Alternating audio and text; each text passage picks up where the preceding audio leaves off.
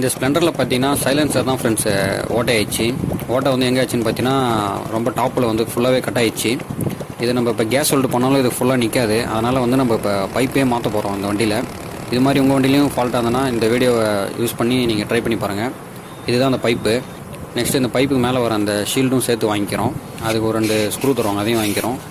இப்போ வந்து பழைய பைப்பை வந்து கேஸ் வெல்டு பண்ணி கட் பண்ணி எடுத்துடணும். புதுசை வந்து வண்டியில் ஹெட்டில் ஃபிட் பண்ணிவிட்டு இந்த சைலன்சர் ஊற்றி அதில் வச்சுட்டு கரெக்டாக மேட்ச் ஆகிறப்ப நம்ம 2 டாக்கா போட்டு ஃபுல்லாக வந்து இப்போ நம்ம கேஸ் வெல்டு பண்ணி எடுத்துக்கிறோம் ஃப்ரெண்ட்ஸ்.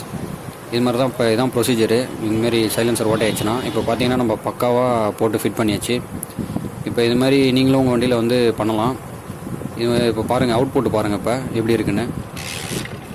இப்போ நம்ம அவுட்புட் வந்து பக்காவாக இருக்குது ஃப்ரெண்ட்ஸ். நீங்களும் இது மாதிரி ட்ரை பண்ணி பாருங்கள். Okay, thank you.